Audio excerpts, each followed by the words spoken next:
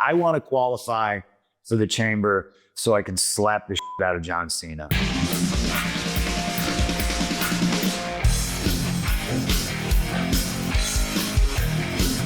Welcome to a brand new episode of Good Guy, Bad Guy. I'm Daniel Cormier. That is Chael Sonnen. Chael Sonnen. Hey, it's February, so it's Black History Month. All month, we will spotlight some of the greatest black mixed martial artists that have ever stepped foot in the octagon. And I believe that it's going to be a special month because there's been so many tremendous fighters, especially Chael. I will speak to this as a black man. There wasn't many mixed martial arts fighters where I was from, right? So a lot of times, Cain Velasquez, I think, said this to me. I now realize how important Cain Velasquez was to me, not only in life, but in my whole entire fighting career. Cain Velasquez explained to me that a lot of times as a kid, you will try to emulate or follow the person that looks like you a little bit. So basketball players, right? We all thought we could be Michael Jordan because that is what we saw in our community. You didn't see as many fighters. Cain Velasquez, though, watch Julio Cesar Chavez. So all he wanted to do was fight. For me, we didn't have many fighters. We had boxers, right? But in terms of mixed martial arts, that was it was not really on the radar. So for me to be a black fighter, to have the legacy that I have, to have the rivalry that I had with John Jones, it means a ton to me because I know now that more kids can look at me, they can look at Jones, they can look at Usman and Rashad Evans and all these other great fighters and go, I want to be like Leon Edwards. I want to be like that guy. So to have that ability to bring mixed martial arts to the people that grew up as I did really does mean a lot to me. You know, I think probably the greatest time that I realized, Chael, that we were starting to make our way into the black community was after John Jones and I fought the first time. Yep. We had that big thing at the MGM Grand, and I lost to him in January. I was in Newark, New Jersey. Newark, New Jersey has a lot of black people. And I'm walking down the street, as I always did. 2015, I was far less recognizable than I am today. Bro, all kinds of brothers start stopping me, talking to me about you. Man, you and John Jones, you two dudes fighting in the hotel. I was like, dang, dog. We literally are like Sugar Ray Leonard and Marvin Hagler, Tommy Hearns and Marvin Hagler. It felt, bro, it finally felt like we were starting to really make inroads into the black community, and it meant the world to me. So to be a black fighter, to be a guy that had the success that I had, and to make an impact in my community means the world to me, dude. And all month, we are going to highlight some of the greatest black fighters we've ever had in the UFC. And I think it's deserved because there is there's a John Jones and a Francis Ngannou and Usman and all these other guys. Those guys have done tremendous. That's beautiful. I did not know it made you feel that way. That's beautiful. Yeah. When I was growing up, I looked up to a black guy that I wanted to be just like B.A. Baracus. Do you happen to remember? Yeah, the A-Team. Yeah, that's right. A-Team. I would come home every day right after school, and my mother would use something called bobby pins, but to put my hair into a mohawk. And then I had all these fake shit. You could go buy a B.A. Baracus set at the store, and there's all these gold chains and these things you put on. And I don't know what my point is on that story, other than when you find a cool black guy and you want to be like him, it is a cool thing. And so if you found kids that saw that in you and you inspired them, you should be very proud about that. Thank you, Chael. Chael, there's no person that gets copied more than the black athlete. That's why you see kids of all colors dressed like all the basketball players. And Odell Beckham Jr., the wide receiver from the Baltimore Ravens for a while, was one of the most copied people on the planet. Everybody wanted to look like him. It really is great to see. And to be a part of that really means the world to me. But another guy, black fighter, that found a ton of success is Israel Adesanya. Israel Adesanya had been the world champ for a really long time. He was the best fighter in the world. He was active. He was everything. He loses his belt to Sean Strickland, gets another opportunity against Dricus du Plessis, loses to Dricus du Plessis, In theory, Chael, he gets a step back in competition against Nasruddin Imavov. Not only does he lose the fight, Chael, it actually got worse. It got worse because losing to the champion, Drake Duplessis, there were a lot of moments where Izzy was winning. Saturday, Izzy was winning, but the fight only lasted 7 minutes. What's next for Adesanya, Chael? Daniel, there's so much to this. I mean, this is the turning point. Let me just share some inside information with you. But Izzy re-signed his contract. He'd already gotten to the venue. It was for the Robert Whittaker rematch. But they were negotiating. He actually signed it there. And I want to say we did that fight in Georgia, but not overly relevant. When he signed, and that was just a few years ago, it made him the highest paid fighter in our sport. He was number one, and I'm not counting Connor. Connor wasn't licensed. The highest paid guy in our sport. He's currently 3. It goes Pereira, O'Malley, Adesanya. So to have somebody like that stepping down in their career, when the end comes for Izzy, it will be the end of an era. It will be ever much what it meant when Randy Couture, Chuck Liddell, Daniel Cormier retired. It will be a very big deal. And you want to know something? If you watch the Izzy story, from a physical standpoint, you missed the good stuff because he is very tactical the way he thinks. There has never been a fighter that has steered their career better than him. He, before they fade to black and roll the credits every night, will grab that microphone with Joe Rogan and let us all know who his next opponent is. And 100% of the time, he got the fights that he wanted. He went after Yoel Romero, who had lost his last fight. I mean, that fight didn't even make a bunch of sense, but Izzy was that good at building and dictating his own career. That's the stuff I hope nobody missed. You know, that's the part. I watched him after this fight, Daniel, and doing some stuff on the internet and some social media, and he is hurt. He is very hurt as a person, and I don't want him to be. I want him to understand this has been a cherry on top of the sundae for years now. He set a record against Whittaker the first time they fought in Australia, 57,000 live in attendance. That has never been broken, by the way. That's the record, and that is still the record. He's got so many things that he did so well that if he gets punched in the face and falls down here or there, man, it's not part of his story. It's just not. Right. At least it's not the important stuff. And watching him talk about it and dwell, I could tell he was hurting. It's like, Izzy, you are so much more than just a former champion. I hope he can see himself that way. It's hard though, Chael. And he does look hurt, but it's hard because for the great ones, it's unfamiliar, right? It's unfamiliar for him to be losing, and so he doesn't know how to really deal with it. It's hard for Adesanya, but he's lost 4 or 5 now, right? He got beat by Strickland. He got beat by Pereira when he lost his title, but then he got it back. So people kind of forget that. And then you lose to Pereira, and they go back and forth, so it's not that big a deal. Then he lost to Duplessis, and now he's lost to Imavov. Father Time is undefeated in this game. You know, we were talking in our group message the other day. I said age equals death in fighting because you watch people age in front of you and they just deteriorate.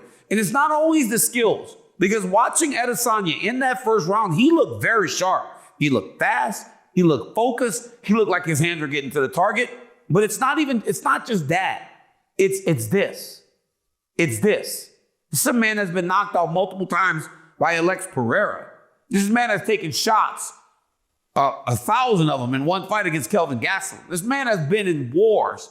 So when that chin starts to go and the vision starts to go, there's nothing you can do. And that's Father Time. Father Time is undefeated, man. Age equals death in fighting. And right now, it seems like Adesanya's got some real hard questions to ask himself. Chael, I truly believe this, dude.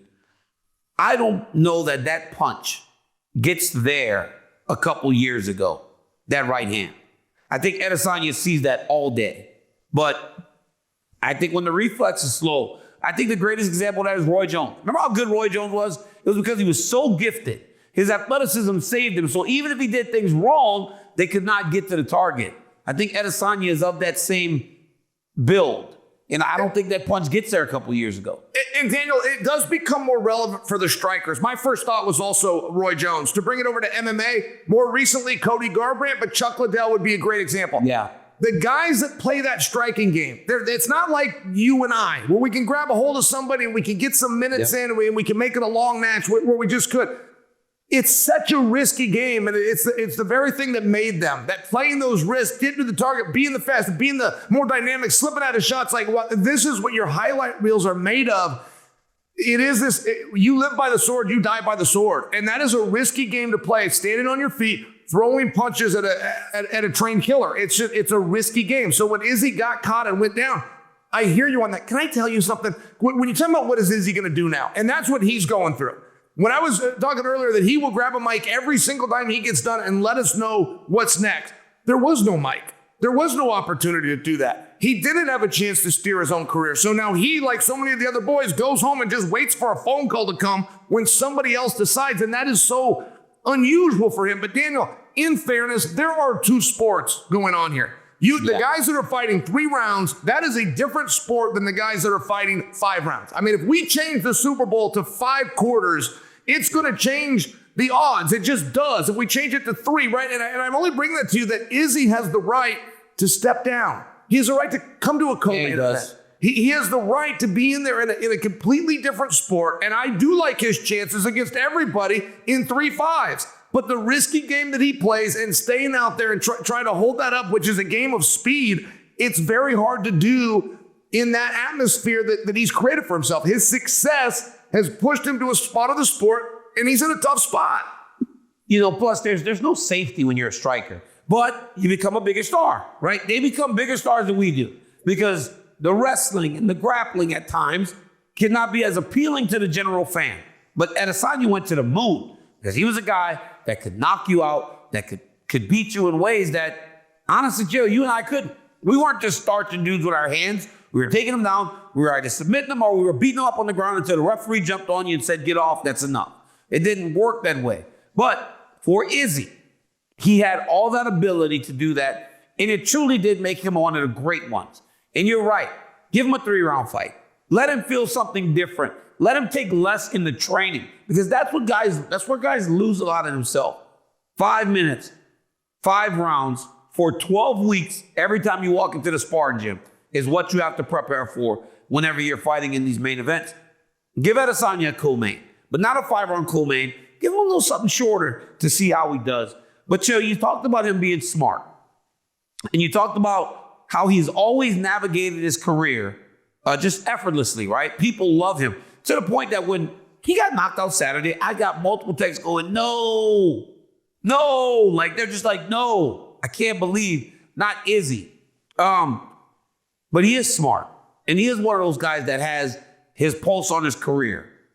But if he's done as a top fighter, if he's done at the championship level, which right now it seems that way, is Adesanya a guy that just fights? Just fights for fun, just fights to make money, just fights to continue being a pro athlete and a mixed martial artist? I think so. And it actually concerns me. I think so. I don't know that, Daniel, it's very rare that you can transition. Death is very hard, including the death of a career. Like what a young person will do, particularly a male, to cling to his identity. I mean, I've watched guys get kicked out of the classroom for being a class clown, but they couldn't control themselves. They were this is what they were known for. And I use it as an example.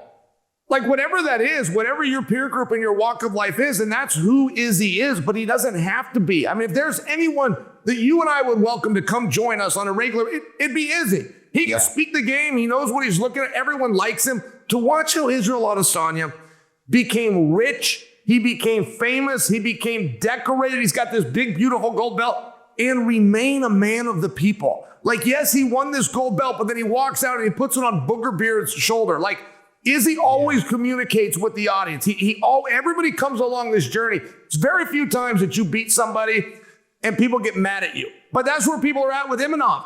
We're barely even covering Imavov. We're talking about the guy that came in second, and now people are almost upset with him because he did that to Izzy. Jake Paul had that same thing when he fought Mike Tyson, just for example, where people were actually mad at his success. In sport, it generally doesn't work that way. And you got to be in there with a real star. And Izzy is and the people love this guy. He should have been the high. When they paid him more than anybody, they should have. That dude was so over, Daniel. He was moving that needle so much.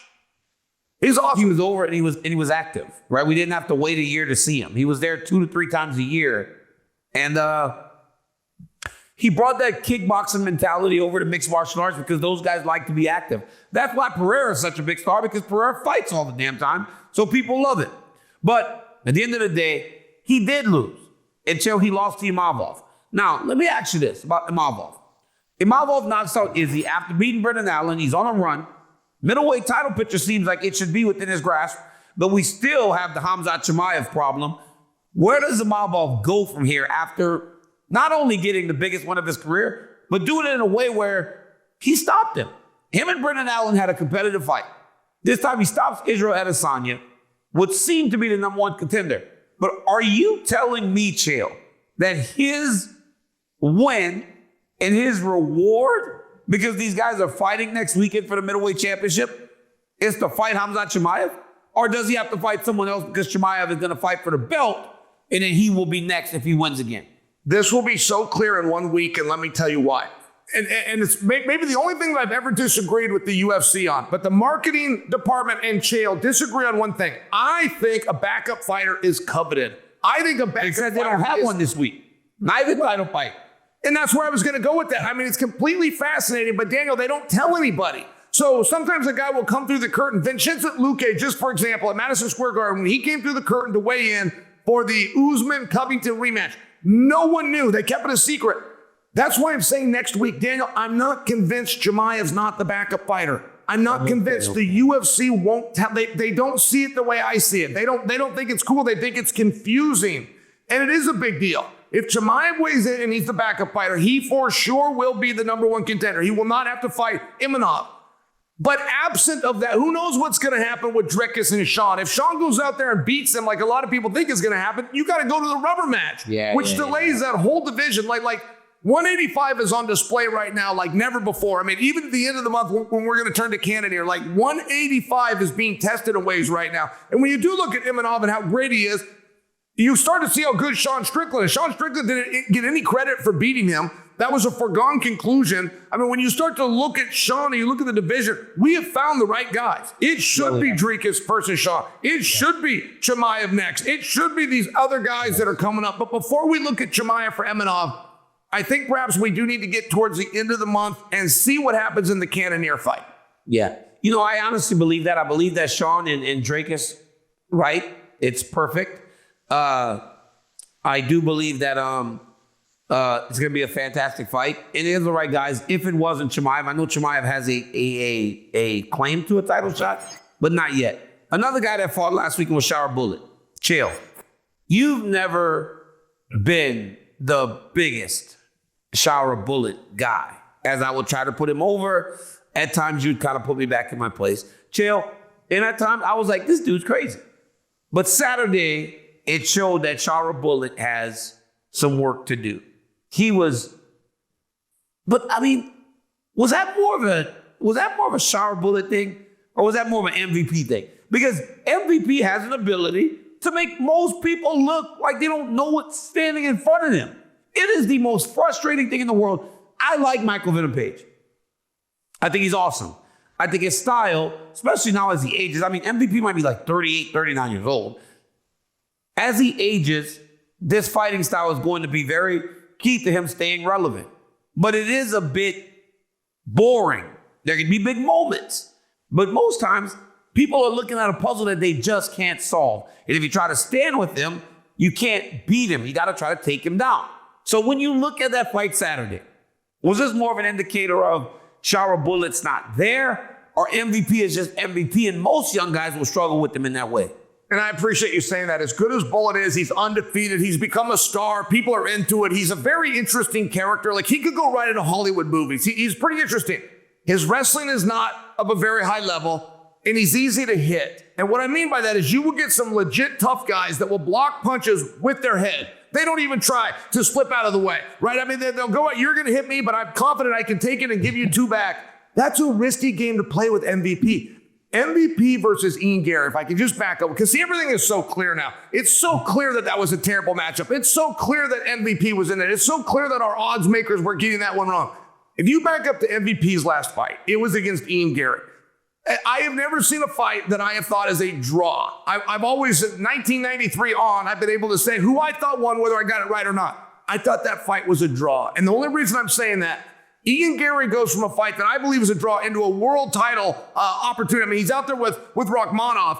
For 5 rounds, he's taking situations from him. He's taking rounds from him. Rachmanov is no longer undefeated in his final score of tallies just for rounds. And we start to see how good Ian Gary is. When we see that, and I think that he had a draw with MVP, as good as Bullet is, I don't believe that Bullet is a top 5 guy. And MVP is right there with these top guys. And then you're playing a striking game on top of that. And yes, MVP is closer to 40 than he is 30, but he really hasn't slowed down. And until that, right, when that speed is something that a coach can't teach, but a coach also can't screw it up. If a guy's got speed, it's real helpful in a fist fight. And it was kind of obvious that MVP had a lot better shot on this than people gave him credit for, even if he's not undefeated.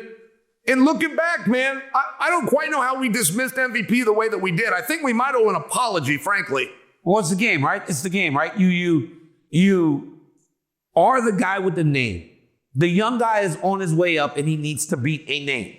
You lose to Ian Gary, the organization starts going, well, maybe Shara Bullet gets through him. If Shara Bullet gets through him, now Shara Bullet's very relevant at the top of the division. I just don't know how. And I know Sean Shelby, they know, right? They're the best in the business. But I don't know if when you get to matching MVP with Shara Bullet, if you aren't willing for MVP to win. Like most times when you're trying to get a kid to keep going up the rankings, you always match him in a way that if he loses to someone, that person can then just take that momentum and keep going.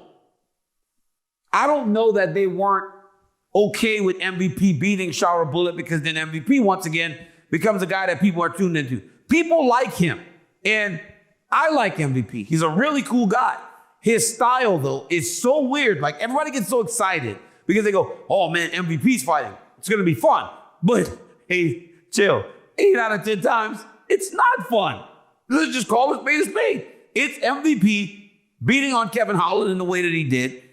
That wasn't necessarily a fun fight. It was wonderful to watch a guy perform at such a high level, but it's not as fan appealing to most. That fight against Shara Bullet was not fun to watch, but it was him fighting his fight, and he looked wonderful doing it.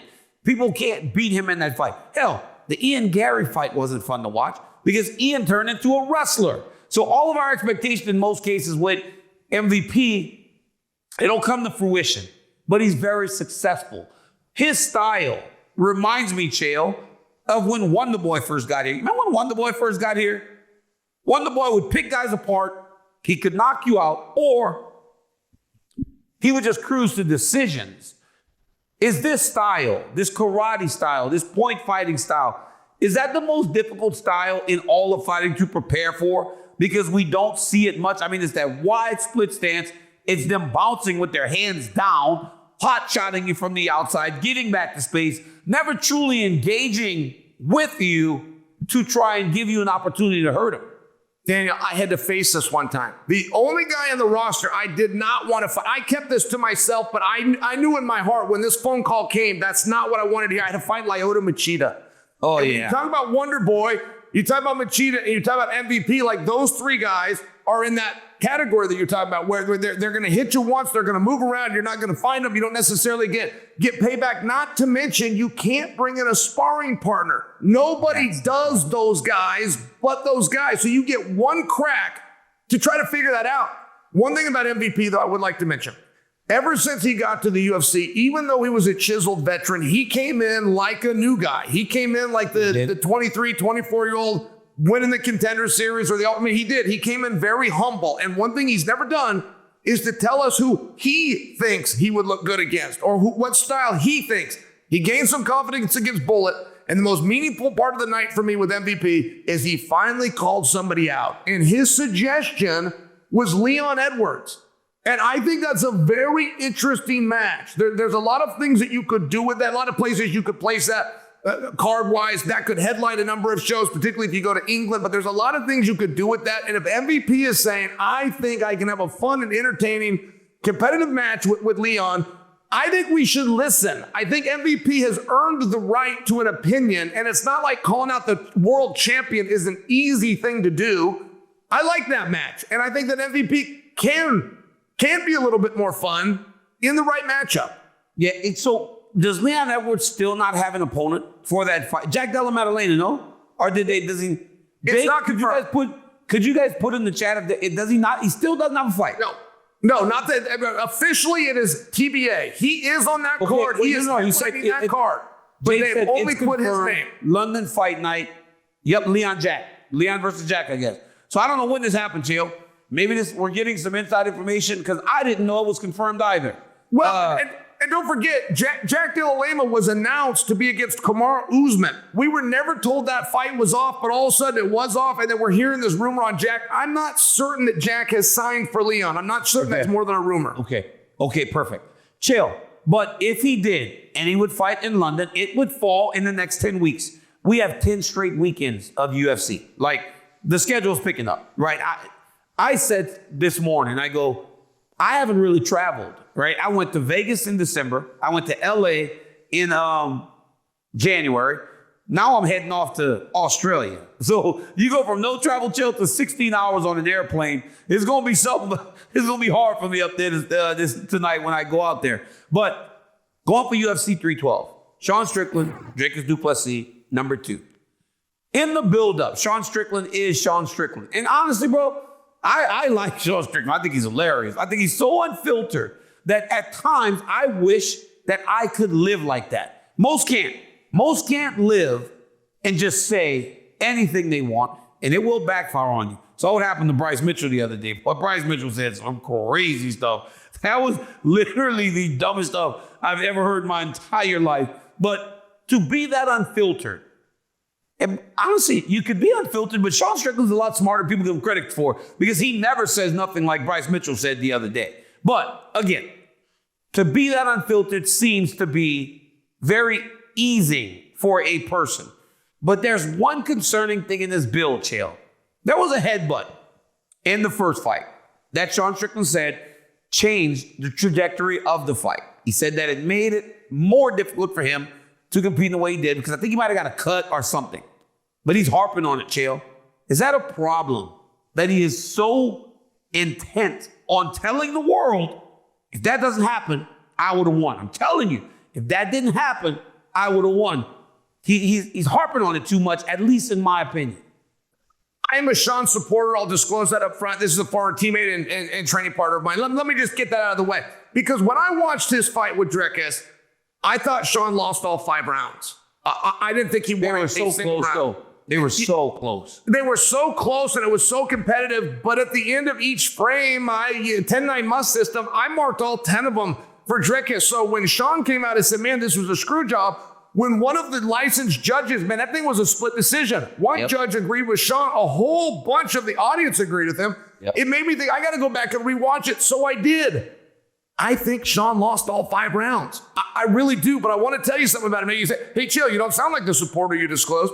Daniel, the guy that Dricus thinks he's fighting, the guy that Dricus has already felt once, that is not the guy that's getting in the ring. When Sean Strickland would come out and tell people he'd have the belt, you never seen that belt around Sean's waist except the night they put it on. He never wore that thing. He'd bring it, he'd throw it down on the table. He'd say, I don't care about this. He really did mean that until it was gone. When they took that thing, the craziest I've ever seen a guy go for losing a fight was back in the day, and it was Mark Coleman when he lost to Pete Williams, or rather when Mark Coleman lost to Maurice Smith. Until Sean went insane. You go look at what he did to Paulo Costa. He dominated the Terminator for 25 minutes. You go look what he did with Imavov. He dominated that guy. I mean, this is he was willing to go through anybody. They were bringing up Chimaeva's name. Strickland was saying, send the contract. He's got one vision, and it's on. Realize how much you want that belt. He realizes how much he wants that belt now. He wants it so bad. I spoke to him in Canada, and I said, what has changed? He goes, well, I've got a little more money and other stuff. And he was kind of like, it's cool, but whatever's whatever. till he didn't have that belt no more. Now he's like, I have to get back to that because now I know what life looks like when I am the champion of the world. It's a big fight. Dricus, Daniel, to that point, because the mental approach is so important. If we got two guys that are going to do the same thing, it's a fair question for you and I to ask, what is going to be different? But the same is true for Dricus. Like when Dricus got that belt, man, he loved it. When Dricus broke into the spotlight, and his first time in the spotlight to co-main event against Robert Whittaker, he was a 3-1 dog, though. I was certain he was going to go out and get made to look like a fool. That drew him right into a world title fight, which then drew him to the belt and ultimately to Izzy. They were talking about Dricus du Plessis headlining UFC 300. I mean, this guy came out of nowhere to a star. And Daniel, he's not ready to let that go yet either. He's one of those, a lot of guys get success and they start to rest on their laurels. They do. And other guys use that as a springboard. And I do think that, I know Sean Strickland's going to be different this time. The bad news, I'm not sure Dricus isn't also better than last time. Well, you know what the thing is about challenging, right? Dricus du Plessis, for as good as he had been, and every time I've spoke with this guy, he's so confident. Like he doesn't believe that he's going to get beat. And honestly, I was one of, if not his biggest detractor. I would say he wasn't that good. I said he couldn't wrestle. And then he kept winning and winning and winning. And I'm like, wow, he's much better than I thought. And I thought he was complete against Izzy. One thing, even when he knocked out Robert Whittaker, I was like, oh, look, anybody can get caught. Right? Like it was just every reason to move the finish line on this guy. We took the opportunity. But when you go into a fight challenging, you have a lot of questions. Well, can I do this? Can I do 25 effectively? Can I beat this guy? Can I get through his guard? Can I take him down? If you're Dricus, bro, this time he knows. Now he's already beaten one of the greatest middleweights of all time.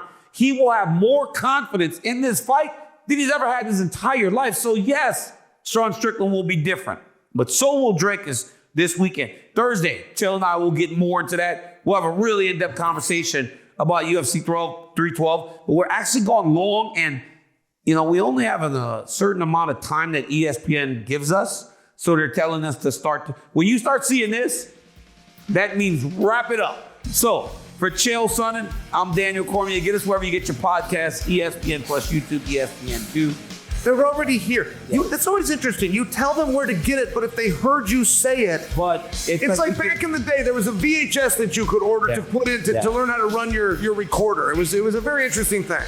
Yeah, but they can go watch it on TV. We do want them to watch it on ESPN2 sometimes. Set that timer. For Chael Sonnen, I'm Daniel Cormier. Peace. All right, guys. Now we are joined by the best in the world, CM Punk. What's up, Punk, man? Thank you for joining us. Oh, no problem. Thanks for having me, guys. You got me up a little bit early. I look a little tired, but, you know, I'm back on the road, so I'm grinding. I swear on everything, when we started this show, Chael insisted that we start at 6:30 in the morning on the West Coast. It was literally all Chael's decision to do this. One of the reasons I hate him so much. Yeah, I believe you. I was going to ask. It's early for me. It's got to be even 3. You guys are 3 hours, so yeah, it's like 7 a.m. by you. Yeah, this is super early, Chael. Punk, all I want to do is talk about the Rumble. I loved your entrance. I love the outfit. I'm not usually a fan of pink. I thought you pulled it off, but I don't fully understand at the end. Seth Rollins is upset. Roman Reigns is upset. They start driving each other into stairs. You were in the mix of it. It looked like you got in a street fight. You started kicking the other guy in the face as security was pulling off you. And I remember thinking, like, is he really aiming for the face? What happened? What happened at the end? What are we supposed to make of that? Well, I think tensions run high and emotions are out of control when you get thrown out of the Royal Rumble. And I think, the easiest thing to do in moments like that is to lash out and start slapping the first person you see. It's easy when it's Seth Rollins. I think chaos is kind of what we wanted to capture there. And I think chaos is what we showed everybody. Punk, when you're in the back, I'm so sorry, Daniel, but please, if I could just a couple of questions. Yeah, when you're in the back, I just say this, you're being very rude right now. And I really do apologize. We usually tag team. That's the show. We usually tag team the guests. Right now, you really are being like Roman you wanna know Reigns. why? You're taking You want to know all the real reason why, Okay. Daniel? Do you want to know the real reason? Because I know what a mark you are, and I'm actually personal friends with Punk. So I feel like this is my guest. I'm a little surprised they invited you. No, but I really am. And I'm trying to create some entertainment so that you can sit back and enjoy it. But okay, and right down at the very end, like does the fan in you watch the end of the Rumble and you're thinking, son of a bitch, Cena's going back to Mania? Like, I mean, is there a party that's going, oh my God, John's going back to Mania? Yeah, me too. Oh yeah, 100%. And I think Jay winning is fantastic, right? But when you have somebody in there like John Cena, that everyone's going to immediately assume, oh, LOL, Cena's going to win. And earlier in the night, Charlotte wins the ladies Royal Rumble, Yeah. and it's just there's when there's 30 people in the Rumble, male or female. That's 30 fan bases that are going to, at least 29 fan bases that are going to converge and absolutely hate whoever wins the Rumble. It doesn't matter who won it. Punk, I'm a mark, but that will never end. That my fun ends if I stop being a mark. But one thing with the Paul Levesque era is they're embracing these press conferences, which is very, very Dana White-esque. And they did a press conference afterwards with Charlotte. I thought it was a shoot. And I thought, wow, Charlotte Flair's a real person. Like, she has actual feelings and emotions outside of this. She is not just a performer. I loved it. I just love those press conferences. Am I being a fool, or is there a lot of kayfabe in press conferences, or am I right that they're shooting for the most part? They don't know what they're going to be asking. That's a real person sitting at that table. Well, I think in the press conferences, you're just sitting out there. So you're in real time fielding and asking and answering questions. So yeah, it's a shoot because there's nobody telling you what to say. There's no writers. You don't got a script. Somebody asks and you answer. Hey, Punk, I got a question finally, right? So Chill take a breath. So I'm watching you on Saturday, right? I'm watching you and I'm like, okay, I find myself, or at least I fancy myself, a fan that knows. When in reality, none of us know. So I'm like, okay, a few guys are going to win. It's going to be Cena because of the retirement thing. CM Punk's going to win because, unbeknownst to me, I found out you've never headlined WrestleMania last week, and I was like, there's no way that's even a true stat. Or Roman Reigns. When you realize you're not going over, when you realize you're not winning the Rumble, you still go another year without headlining WrestleMania. What's that like? Is there disappointment there for you? I think early in my career, I would say yes. I think now I'm actually more inclined to pitch me losing things because I think there's a broader story to tell. Oh, 100%. It's all about the chase. It's like the most recent example I can give you is Cody losing to Roman at WrestleMania 39. You know? Yeah. That was Cody's time. He loses in the main event, and it's just like, it was man. And he spends the entire year as like a redemption arc, and he chases the title, and he wins it at 40.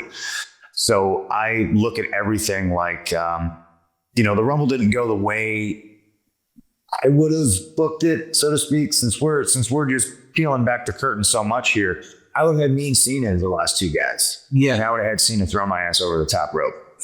Because I think. At this stage, I think losing is so much more valuable than winning. I'm almost afraid of me winning everything that I've ever dreamed of. And because then what do I do then? Yeah. Hey, Cena said that. Cena said he goes, I haven't won a match in 15 matches. It doesn't matter. Like, he just enjoys performing. Now, when I'm watching and you guys are out there doing your thing, it is known to everyone that John is a guy that is on his retirement tour. You guys kind of started, you were kind of making your run as he was making his run. He said he's done. You both say you want to headline WrestleMania. Is there any interest in doing anything with him? I mean, you got some hot storylines, right? But is there any interest in doing something with John? Oh, 100%. I think he's John Cena. He can call a shot. And he's busy doing other stuff, but he's spending more time here giving back on his way out. And if that lines up with what he wants to do, like if I would feel fortunate if he picked me to do anything with me. Promo segment, I think there's history there. I think there's a story to tell there. And selfishly, like, I just like being around John. I try to hang out with him as much as I could backstage at the Rumble, just because I know this is fleeting. I'm not going to get the time to spend with him. So I tried to spend as much time as I possibly could with him. But yeah, I'd be a liar if I told you I didn't want to do anything with him. And I'm crossing my fingers that we get to hook up on a PLE and have a match, at least on a big Raw for Netflix or something. You know, chill. I promise I'll stop. But since you got back to the WWE, right? You haven't been in the world title picture, which to me is very surprising. But your mic work, as it's always been, has been second to none. When you were fighting, right? When you're in that world with us, the UFC, you didn't get to really let loose on the microphone. I think that's the biggest mistake, that Dana White doesn't make mistakes. I literally would have had segments with you, because look at Chael. All Chael does is talk. Bro, I got a text the other day from a girl that works at AKA. She's from the desk. You want to know what it read, Pump? This is what it reads. She goes, Chael Sonnen. She literally wrote to me. She said, Chael Sonnen is a piece of, you know. So then I go, why? And then she starts sending me all the interviews Chael's doing right now. I was like, leave him alone. He's a dipshit. I go, leave him alone, because Chael's explaining to everyone who I was. His name is Daniel Cormier. He's a pretty good fighter, even though no one knows him. So she was mad. But I wish you got an opportunity to talk on the mic. What has gone into that? Like, what makes you so good on the mic in terms of your promos? I just think reps. I just think it's a lifetime of doing this. And when I say a lifetime, I mean, from the time I could talk, I was probably just talking trash to people. When I became a wrestler, I was told, you know, practice your punches and practice promos. So I would talk to myself in the mirror. One of the greatest inventions for me is the earbuds, right? Because I will walk down the street and I'll talk to myself. I'll cut promos. So with the earbuds in, people think I'm on the phone now and I'm not just a crazy person talking to myself. But I think it's true if you're a master in any field, you know, like I think you start at an early age and it's just reps. It's just, you become a great wrestler because you're on the mats and you're competing, and it's, you know, it starts at age 5 and it goes through college and you carry that over and you become a UFC champ, you know, it's because it's discipline and it's practice. And I'm at the point now where I think every opportunity right now, I mean, I'm talking right now, I'm cutting a promo right now. Like, everything is wrestling to me. Everything's a promo. And I just think that's why I'm good at it, because I'm comfortable and it's just natural. Like, this is like breathing to me. Hey, you know, honestly, you say practice your punches. That's what sunk my boy Cain Velasquez. Cain was in the WWE. He knew it. Joe, he knew it. He said he was punching so bad on a segment on Monday Night Raw. He goes, DC, it might be over. And I swear to God, less than 2 weeks later, he was fired. He jumped on top of somebody. He was punching. It was so bad. He was like, he knew it was over. Then he was like, oh, man, it was bad. Well, at least he knew. All right. Now, Punk, if I can ask you this, from my perspective, and I think I'm talking about TKO. I think I'm talking about the company that now has UFC and WWE under the umbrella. But their stock went from $70 a year ago to $157 right now. And I can look at what Dana's doing, and I can tell you some very clear business differences. For example, he had what we would normally call a house show on Saturday, non-pay-per-view. ESPN hosts it, but he did it in an arena. He's got a $2 million gate on what used to be a show that he'd rent the Apex and sometimes not even sell tickets. Like, I can tell you clearly some things that are very different. From your perspective, the Triple H era, business-wise, what are they doing that's different? Because you must feel something.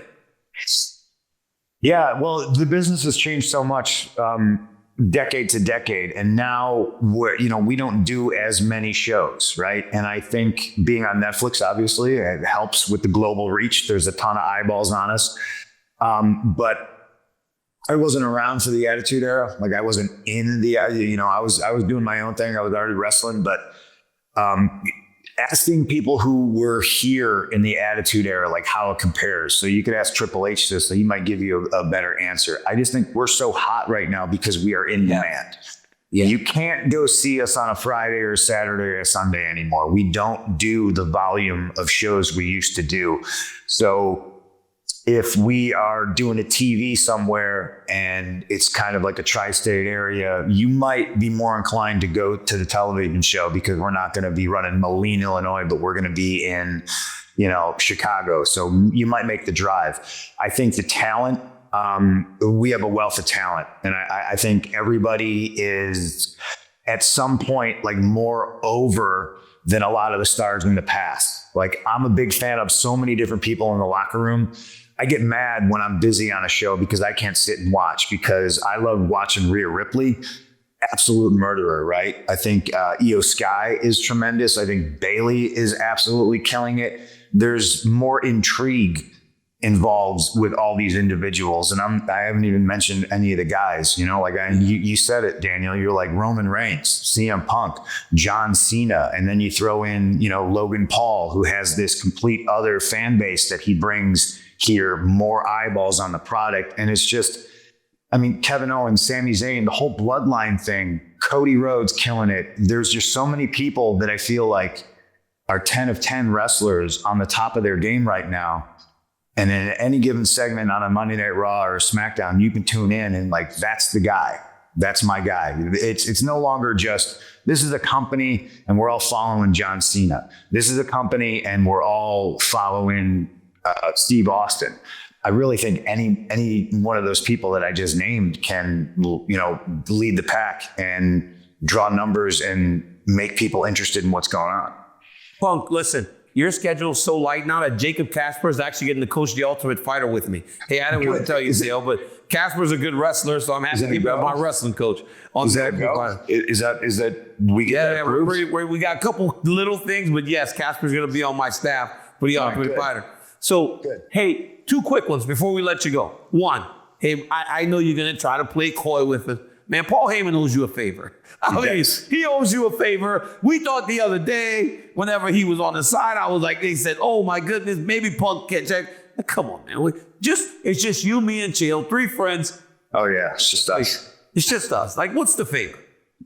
I jokingly said in the past that it is, it's just, I need his Netflix password so I can watch myself. But no, I'm not gonna tell you shit, Daniel Cormier. How about that? Hey, because I'll tell somebody. I'll tell you. I will promise you I won't tell anyone. Then the moment you're off the phone, I'm calling Chael because I want to put the information in the one guy's mouth that I know will tell more people than I will tell. That's just how the game works, bro. I'm not telling either of you anything. You're both a bunch of snakes. I'm not telling you nothing. We will not lie to you. And lastly, hey, Punk, Elimination Chambers in Toronto, Italy next month.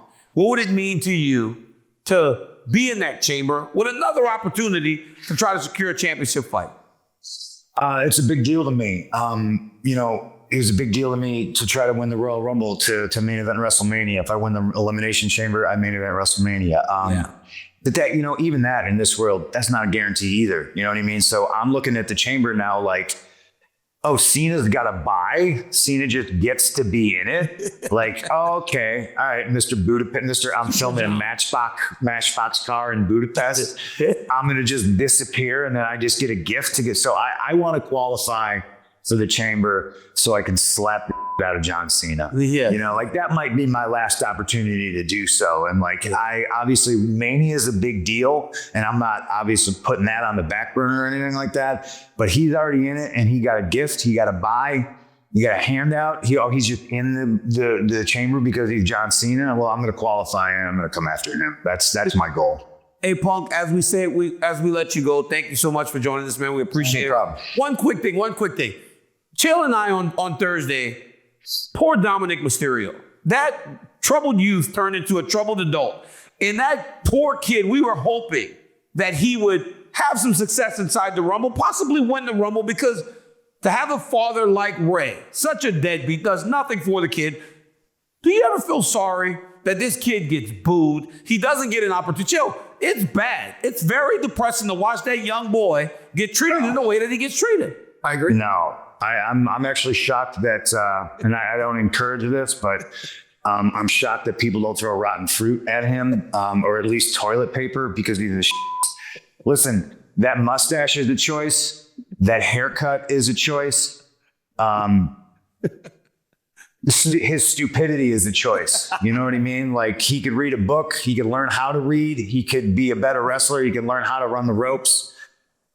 He's terrible. And if it's because his dad terrible, well, the apple don't fall far from the tree. Like, everything about that kid, rotten to the core. He's got a nice sister, though. You're the man, CM Punk, man. Thank you so much for joining us. I appreciate the both of you. Thank you.